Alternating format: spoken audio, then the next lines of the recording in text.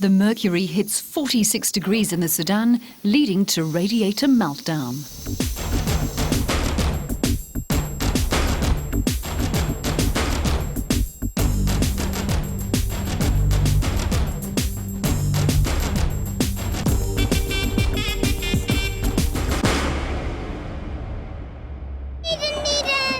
Three weeks into the trip, and Mike and Jeanette find themselves taking a giant leap back in time, literally 8 years. And that's because the Ethiopians use the Gregorian calendar. Here is 2000, they're in the year 2000. The Ethiopians are only celebrating the millennium now, which essentially would put Mike and Jeanette back in their mid-60s. If only.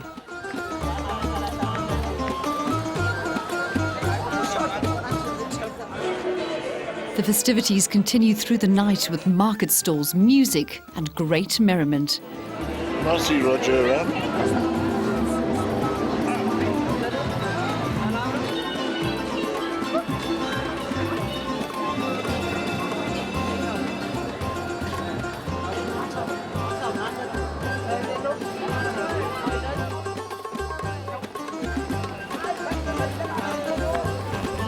One thing I haven't asked you about yet is about money. Well, actually, I carried the most, and we had a lot of cash, but the cash was in a money bag underneath my panties. So if you wanted to get to it, it would be quite a thing. And luckily, I was wearing loose clothes like this, so that you couldn't see that I was really pregnant. And Michael had flatter money. He had things like traveller's checks and not too much of a bulge, because he's got a bulge already, so I could afford to have more of a bulge.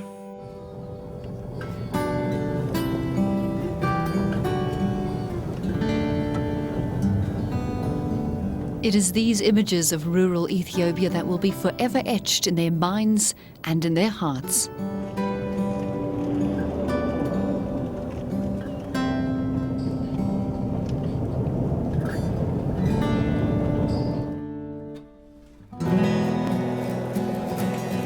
The team is getting ready to leave the unique country of Ethiopia behind as they make their way north towards Sudan.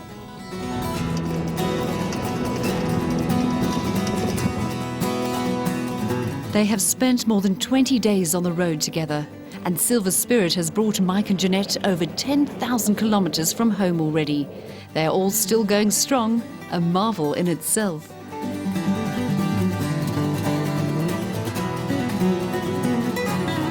Now they will swap the rugged roads and mountains of Ethiopia for the sandstorms of Sudan. While each African country has its share of challenges and delights, Sudan seems to have more than its share of challenges at the moment. But that doesn't daunt our intrepid adventurers.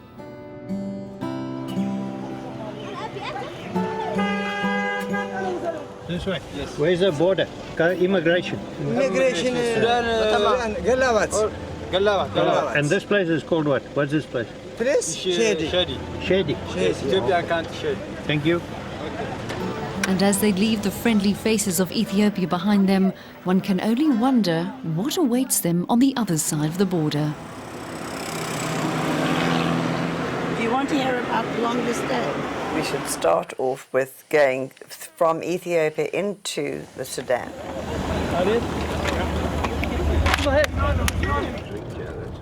These guys are smuggling wheelbarrows. We had to wait in the boiling sun. Temperature was 40 degrees. Oh, it was very, very hot, but very dry. Now we're going into semi-desert, and we had to stay 1.5 hours to get through certain. We've got the carnet for the cars to do. We've got the passports to do, and there's 6 of us. It was boiling hot. We are now on our way to Khartoum. On our way to Khartoum, we have problems with the radiator. What had happened is, from the corrugations and the rough roads, we got a split in the seam of the radiator, and so we leaked out the water, and so the engine started to overheat, and that's when we noticed it.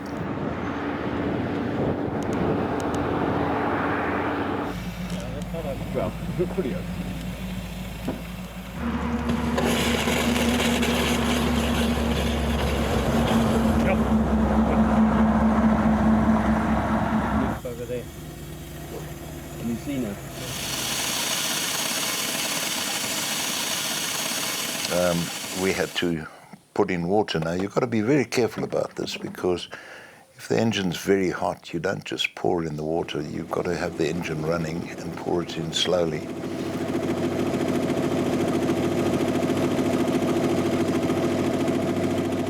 Well, where we were at that time, the only water we had was all our drinking water, ice-cold drinking water. And you don't want to be stuck in the desert without drinking water. While the boys take care of business, Jeanette passes the time by giving the old girl a loving wipe down.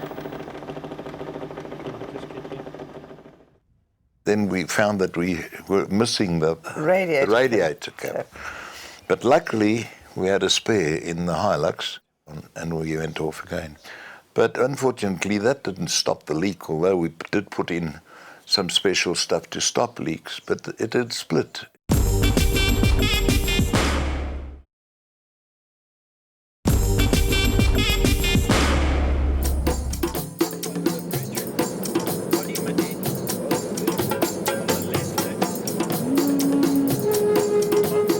But unfortunately, that didn't stop the leak, although we did put in some special stuff to stop leaks, but it had split. It wasn't just an ordinary leak, it was a whole split down the side. And so now we went on, I suppose, about 50 kilometers, and again the temperature started going up, so we'd lost water, so we had to stop and put in more water.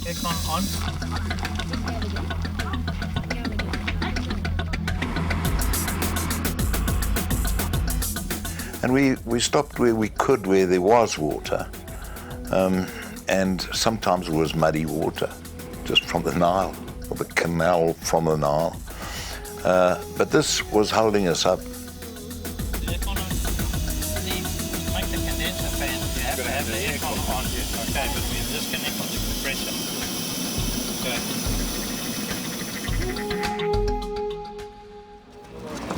And at long last, it's back on the road again.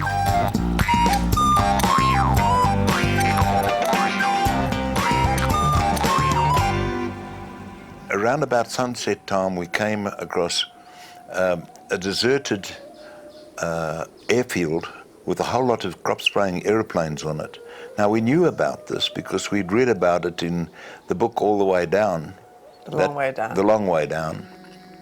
And they described it as a graveyard of aircraft. In fact, these crop spraying planes are in use, but just not at the moment, because they're mainly used to spray the cotton plants during December and January.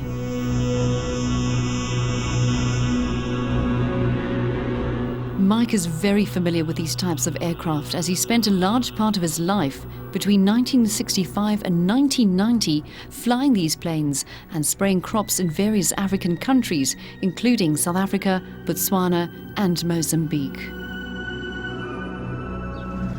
They're big though. They must have a lot of stuff inside, muti. Yeah. But they're locked, so they're going to use them again, do you think?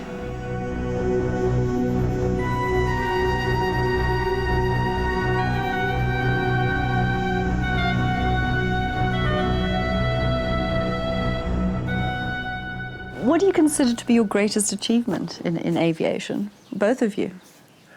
I think the State President's Air Race. Well, we've also both represented South Africa. He's represented South African aerobatics, and I went to World Championships in York. For ballooning. But I think the fact that we won the State President's Air Race twice in the same aircraft is a record that's never been broken. And we thoroughly enjoyed that. What year was that? 69 and 72. Yeah. We got married in 55. He taught me to fly in 1960 because he had his own school, but he had nobody to service the aircraft. So he taught me to fly so that I could take the aircraft back to Port Elizabeth and bring them back to George. Is this something that you think was in your blood? Do you come from a history of people who are... No, it wasn't in my blood at all. I mean, you can say Michael's been the wind beneath my wings. He's pushed me forward all the time. And I had great fun. I used to fly along the sea. He doesn't know what I did. I got into terrible difficulty sometimes with a cloud coming over, and I think, oh, God, he's going to kill me. I'm going to put this thing down in the sea, and doesn't matter. What he doesn't know doesn't matter. No, it was fine. Jeanette was first lady balloonist, but was the first balloonist in the country. I never thought I was going to go into ballooning, and Michael said, come on, you must do this, you must do that, and he has pushed me. It took her all over the world. She went to Albuquerque, we went to France, England. We built the first balloon in the garage, and it was 1,000 metres of double stitching, 1,000 metres of ripstop nylon. Wow. And then I got shot by a German while I was instructing my younger son, and I had one passenger on board, and this German shot at the balloon. Luckily, he shot at the envelope, not the baskets, because if he hit a gas cylinder. And to cut a long story short, the romance sort of went out of it, and I gave up ballooning. Mike, when did you develop a passion for flying? There was a time when there was an air pageant on up at the Grahamstown aerodrome, and there was a competition on to guess at what height the aeroplane was flying over the crowd. And I was there with a whole lot of my school pals, and I thought I had a good chance at this. And your entrance ticket gave you the answer to put on the answer. Well, I grabbed every ticket that I could find, and I filled it all in. I won first, second, and third prizes. And that was to fly in a little Aeronca aeroplane. Now, I think I was about 14 at the time. And then I flew with somebody who I became very friendly with. His name was Plumstead. To me, he was Colonel Plumstead in a little Aeronca aeroplane. And he said, well, instead of the 3 flights, I'll give you an hour's lesson. And that was my first lesson when I was 14 years old.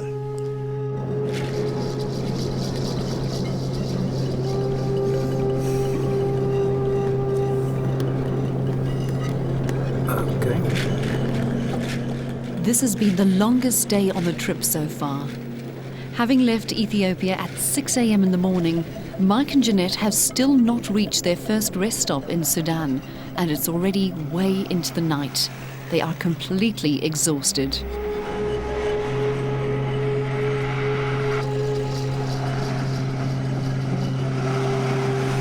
They're on their way into Khartoum, the capital of Sudan, where they're to meet up with Roger, the team leader, and finally put their heads down for the night.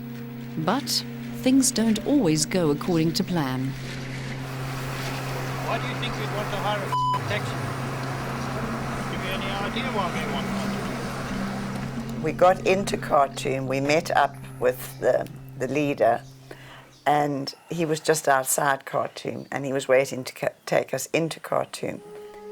He had called on a taxi to take us into our Bougainville guest house because he didn't know how to get there, and I thought it was quite a good idea. Listen, I can't talk for long. Maybe you can help us. We're looking for a Bougainville guest house. Do you have any idea how long? Do you know the city? Riyadh suburb. In Riyadh suburb. But this taxi didn't have a clue how to get to the Bougainville guest house. And we did a square circle of Khartoum, got back to where we started off. We then disposed of the taxi driver. Well, Roger told the taxi driver what he thought of his mother's history, and the taxi driver was getting crosser and crosser. And eventually the taxi driver went away with £10.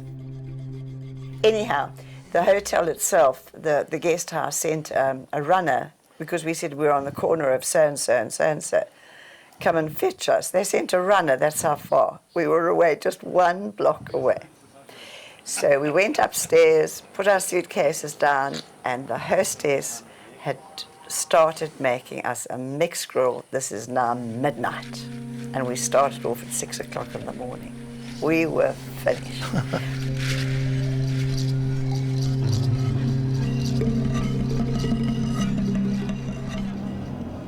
It's sunrise, another day and everyone's well rested as the new day begins. This lady who has this guest house also knew the radiator specialist. And the next day she took us off and showed us where the radiator specialist was. So it's very good. And they fixed it for the reasonable sum of 600 Rand equivalent, which was virtually for nothing. And they did an excellent job, and they said, "Sir, you won't have any trouble, there's a 6-month guarantee." So that was, I suppose, one of the biggest things that happened along the way. It's Mark the medic's job to keep an eye on the couple's health throughout the trip. Well, when you're in your 70s, the adage, prevention is better than cure, is certainly applicable. Mike can't wait for his turn. Roger plays doctor and gives his prognosis. You've spoken to the medic about his not dry cough. Well, I am going to go on a course of antibiotics. Yes, vodka, which he dilutes now and again with a wee bit of Coke because he doesn't like strong Coke. What were your impressions of Khartoum? Beautiful. Really? It really was beautiful. They've got lovely bridges. The one bridge is exactly where the White Nile and the Blue Nile come together. And so you're now in the Nile Valley, so to speak.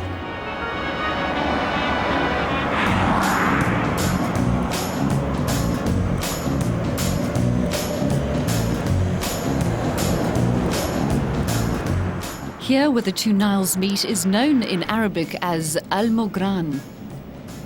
The capital city has a thriving economy mainly driven by Sudan's oil wealth, and one of the largest oil refineries in the country is situated in northern Khartoum.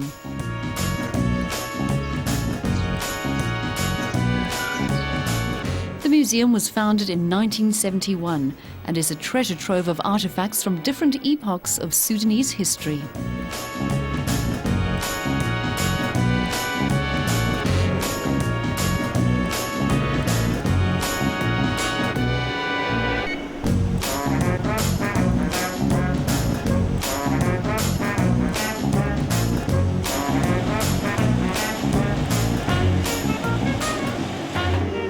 Lovely old relics, aren't they?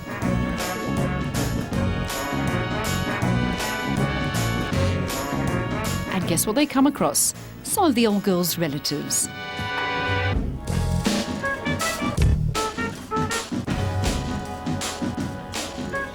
It was nice to see Rose again. The air conditioning was working extremely well throughout Africa.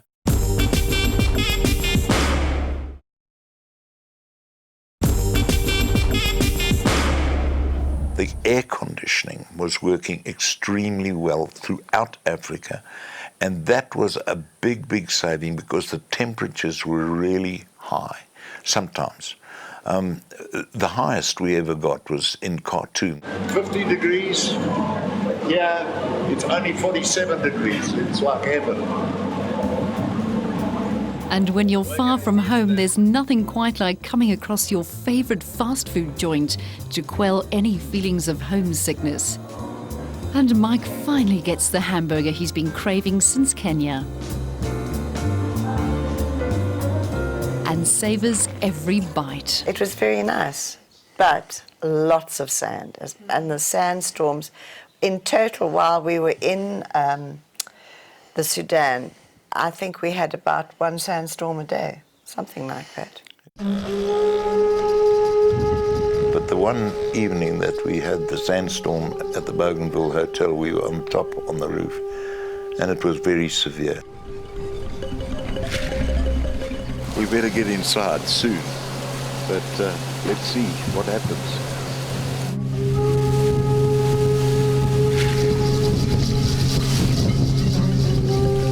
Flashes and banging, and the noise was horrific. Corrugated iron flying around. I've never seen anything like this. I've heard about it, but I've never seen anything like it. This is a typical sandstorm which occurs in the Sahara Desert. It's known as a habu. The wall of sand that is created can be up to 100 kilometers wide and several kilometers in elevation. At their strongest, Haboob winds can travel at 35 to 50 kilometers per hour and can arrive with little or no warning. With the winds behind them, it's time to tuck into some local food. It's your typical street vendor chow. Bread, a spicy sauce, and a meat.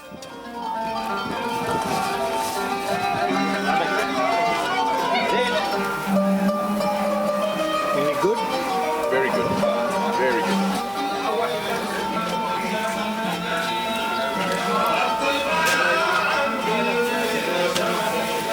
Right hand only, Chris.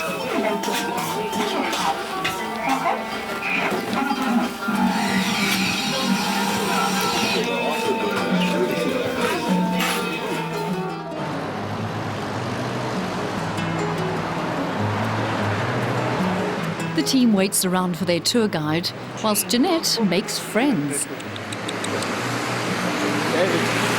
Beautiful.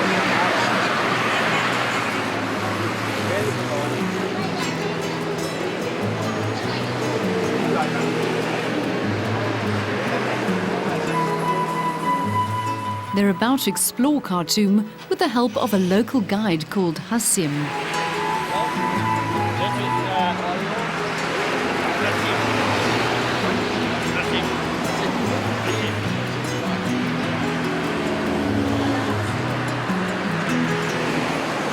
Three, 98198. Okay, thank you. And how do you spell your name? So write your name for me so I understand properly. Hassim. Hassim. Hi, it's Mr. Ahmed. Yeah. Bafana, Bafana. My friend, that is good. The market is huge and is spread over several blocks in the center of Khartoum proper, just south of the great mosque, Masjid Al-Kabir. It's divided into separate sections, including one focusing entirely on gold. The most famous high streets in Khartoum state are Al-Qaza Street and Al-Jamhuriya Street, and they are always a hive of activity.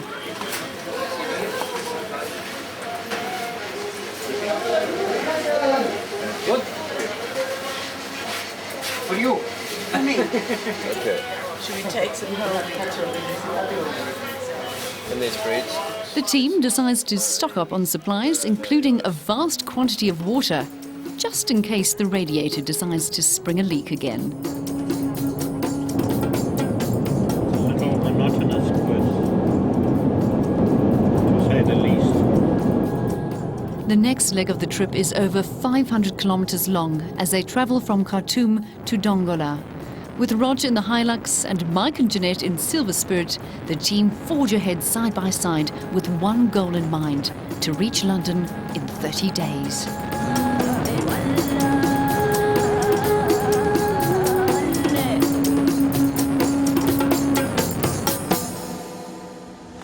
A shortcut through Sudanese sand dunes by the local tour guide ends up in disaster.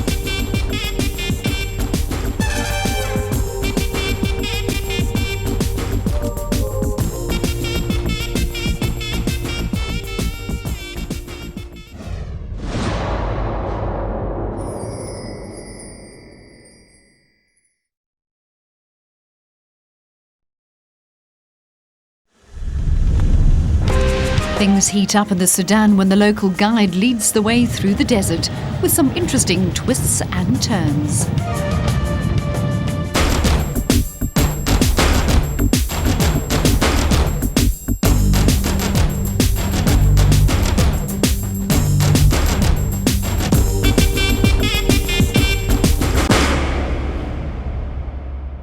And so on we pressed. And press on they did, with 1,000 kilometres of desert roads stretching before them. Mike and Jeanette have reached the halfway point on their Rolls-Royce adventure across Africa to London, and they now make their way to Wadi Halfa. What an astonishing journey it's been so far. When they stop to refuel, they take a look around, and there is nothing but sand, sand, and more sand. Did you cause a bit of a stir being in the Rolls? They thought it was some kind of Mercedes. They didn't know that they've never seen a Rolls, but it was treated as if it was just an ordinary old, well, a modern car. In fact, the old Rolls is 27 years old. The old girl is guzzling juice like crazy at this stage, but in all fairness, she's going to need it.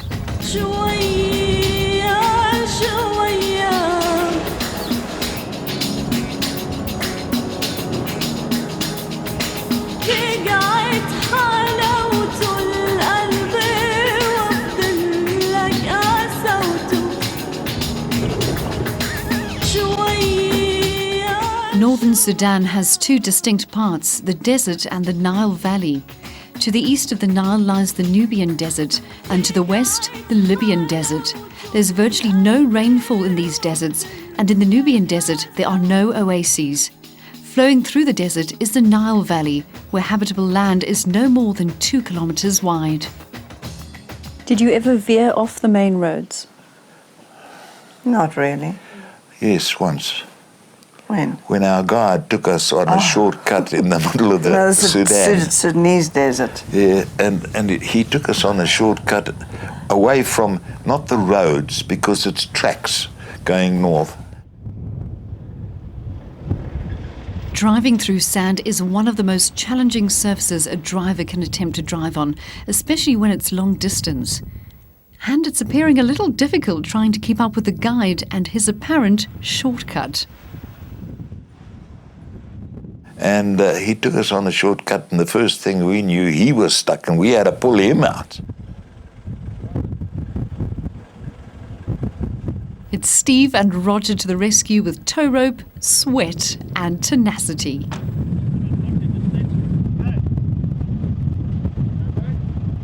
Roger makes it look way too easy, and with just a tug or two, the truck is freed. And there's no stopping him now. Literally.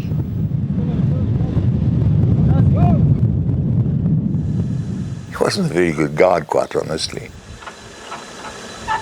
Steve is ensuring that Silver Spirit is attached to the lead vehicle, so there won't be any more mishaps. The team cannot afford to take any chances because they're literally in the middle of nowhere and there isn't a single soul for miles around. Now you're starting the real desert, and you don't see the Sahara Desert where you just see waving sands and that. These are sheer deserts. They're black rocks and they stick out like icicles, and it's ugly, but it's beautiful. And I can't stand the word awesome, but the desert was awesome. It was the most fantastic sight I've ever seen, one of them.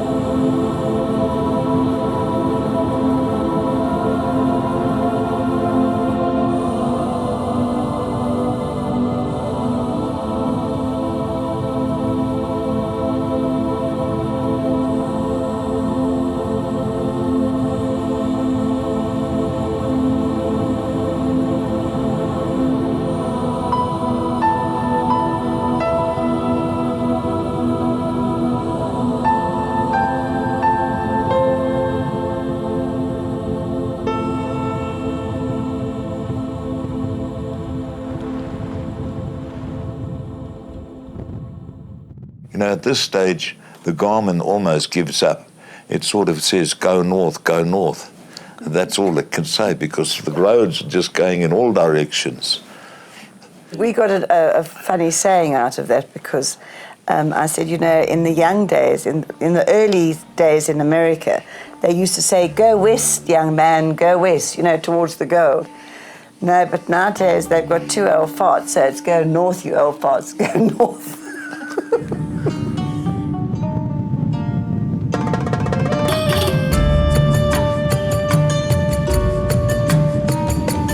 I asked the old farts how many days they'd been on the road up to this point and how they were feeling.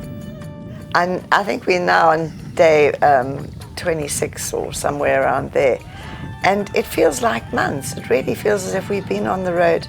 Well, when we finished the trip, I thought it had taken us 6 months. That's what it felt like. Everything was just go, go, go, and so intense and so much to look at. But of course, for the locals of Sudan, life moves at an entirely different pace. Camel's pace, that is.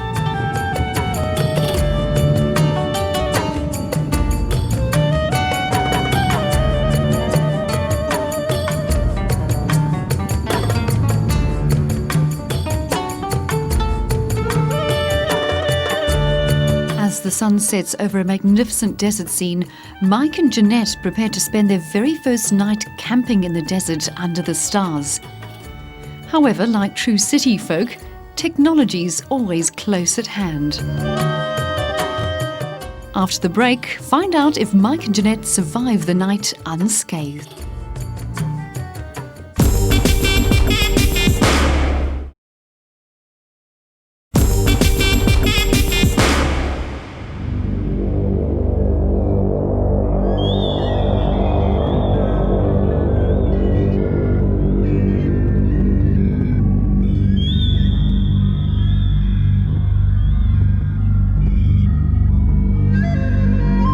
Daybreak in the desert is like no other.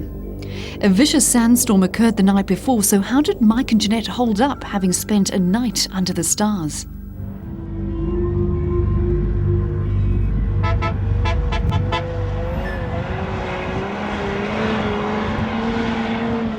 I was asleep till some bloody truck went past, woke me up. I had a very good sleep. Now, Steve, how would you say this compares to the Hilton?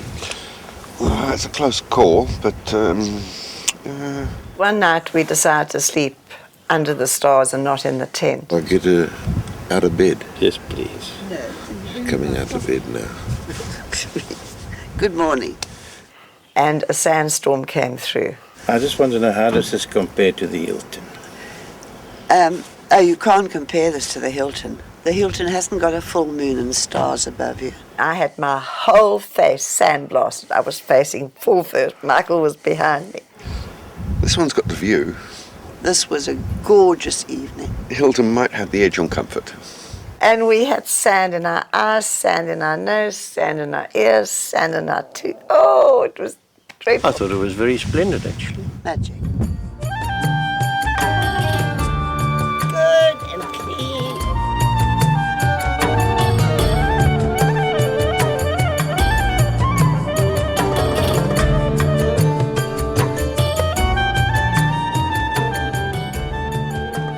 How many kilometres to go at this point, roughly? About 7,000. About 7,000 to go. Yes. 7,000 kilometres seems like an eternity to reach when you're in the middle of the Sahara. But once our intrepid adventurers have crossed over into Egypt, most of the travelling will take place on tarred roads in Europe. The route they plan on following will take them from Alexandria to Naples, then north to Venice, where they'll drive to Monte Carlo, then on to Paris, and to their final destination, London.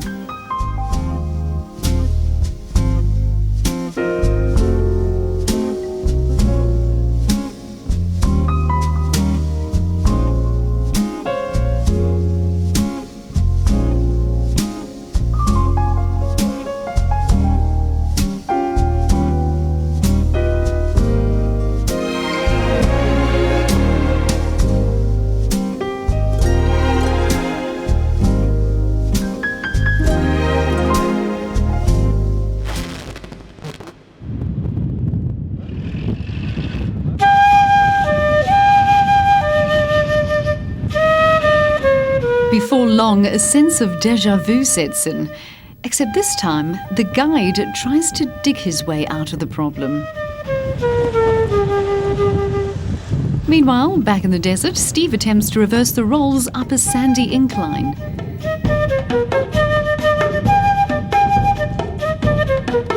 And it's only fair, since he's been helping to tow everyone else, that Roger gets his own back.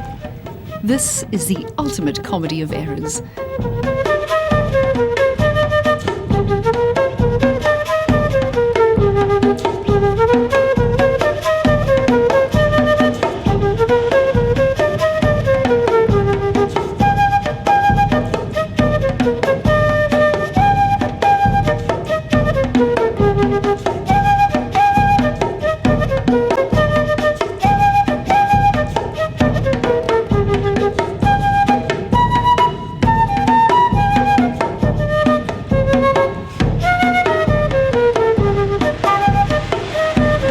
When the lead vehicle is finally freed, they let the air out of the guide's tyres, hoping this will prevent any further mishaps. But don't hold your breath.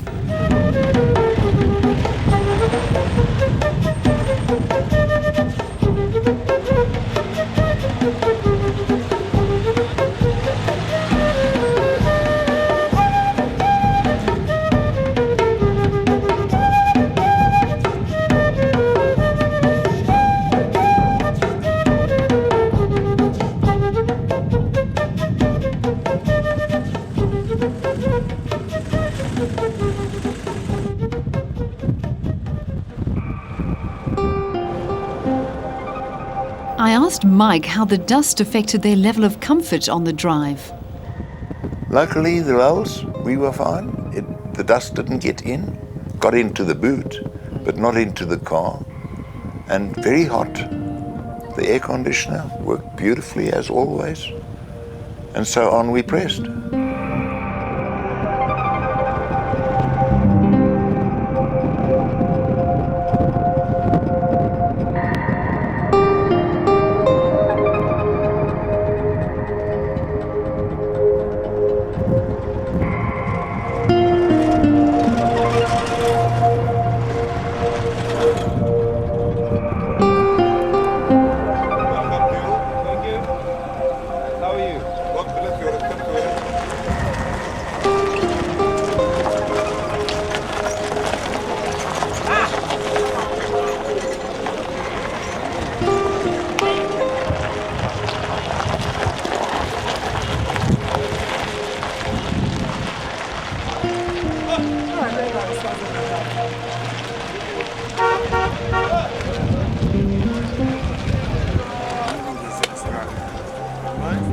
The first village they come to is called Dongola, and the team stops for a quick leg stretch, a few supplies, and they find an interesting way to top up the old girl's tank. A fierce sandstorm is brewing, and once again the elements prove too mighty for mere man-made machinery. And, in the words of Freddie Mercury, another one bites the dust.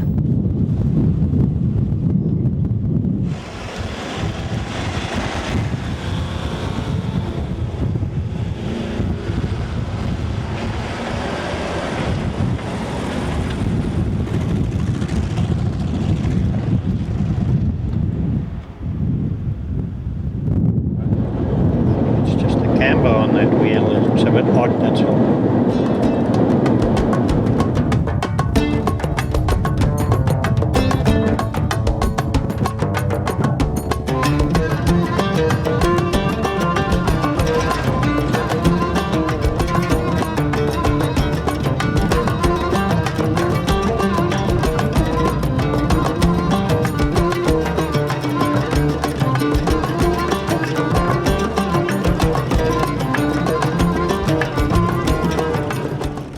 It's remarkable just how resilient the old girl is.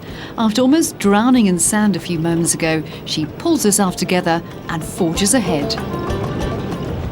She's now driving on far better roads, and the team is moments away from reaching the northernmost tip of Africa. Roger breaks the news to them. Guys, if this road is tar all the way to Wadi Halfa, it looks like we're going to go and spend the evening there. And it also looks like we made it. Well done.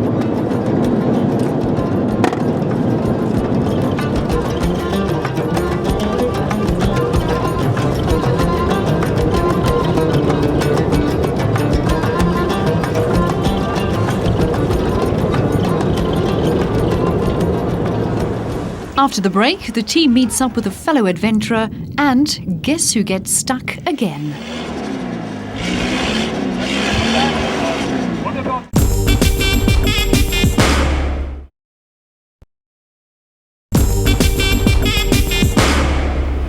We've now camped in the desert 2 or 3 nights, and we arrive at Wadi Halfa.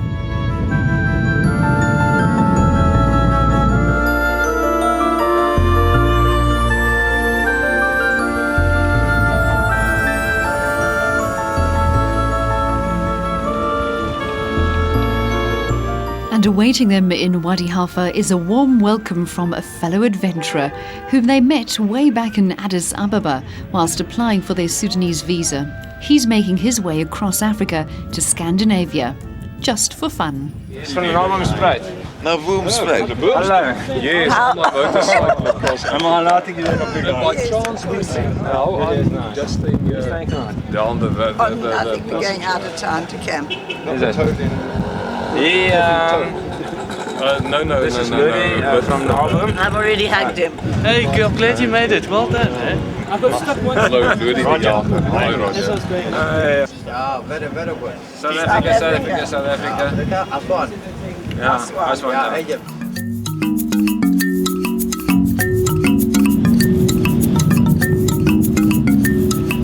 So, who feels like an ass now?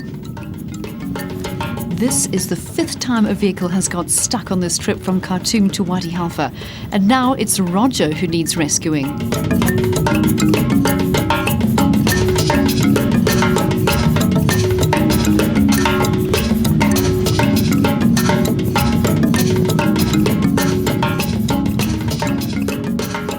Steve decides to check what damage has been done to the shocks. He has more Bilstein shocks than anybody else in Christendom.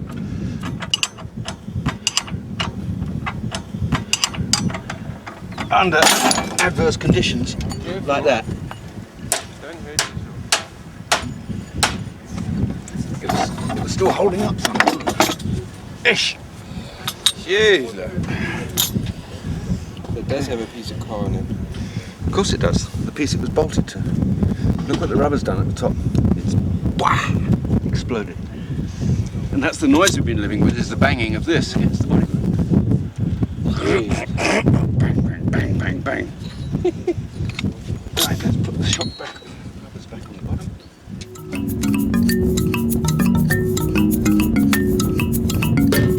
This bike belongs to another traveller who's attempting to ride from Naboomspruit in South Africa to Germany. It's a father and son team, a real family affair. Mike and Jeanette also met these guys earlier on their trip. This rear shock has popped through about 3 millimeters of Rolls-Royce steel. It is now resting on the parcel shelf on the left rear. And we've been following the car, and I've said to the guys in the car with me that as soon as you see the back windscreen pop out, you know the shock's gone through the back parcel shelf and through the back windscreen.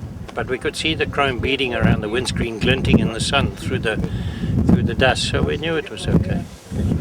When we get to Aswan, we have to pray that they play tennis in Aswan. Why? Because what we're going to do is stuff into the original spring about 20 to 30 tennis balls, and that will keep us going fine. So let's hold our thumbs and hope that they play tennis in Aswan. I don't know if the Egyptians are any good at tennis, but we can only find out. Mohammed McEnroe. There was a Mohammed McEnroe, but he set an hole and everything went wrong. Ag nee, baie goed man, baie goed. Ag dit was lekker geweest. En wat lekker is my seun is saam. Jy weet, ons het gisteraand het ons gekampeer op so 'n draai in die Nyl. En daar kom later dan so klein ou pikkie daar so aan. En ons raak in die gesels met hom. En daar haal hy 'n kaartjie uit en hy haal 'n R5 muntstuk met 'n Suid-Afrikaanse vlag. Toe sit wat is sy naam? De Lodi wat 2 aande van tevore wat daar by hulle gebly het. So hoe kan jy nou dink, né?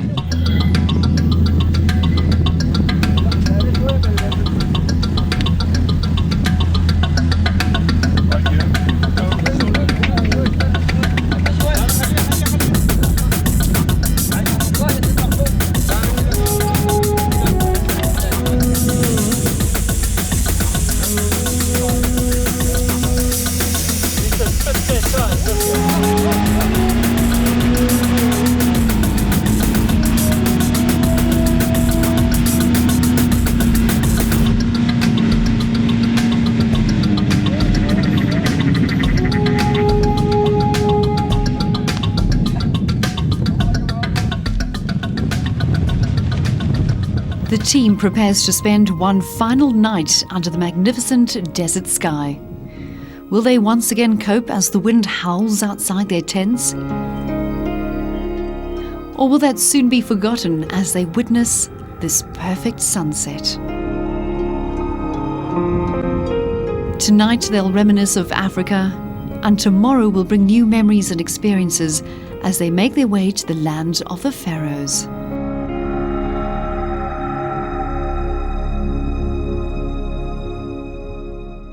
Next time, the old girl gets a checker by her 2 favourite boys, and Mike decides he needs cooling down. Lovely.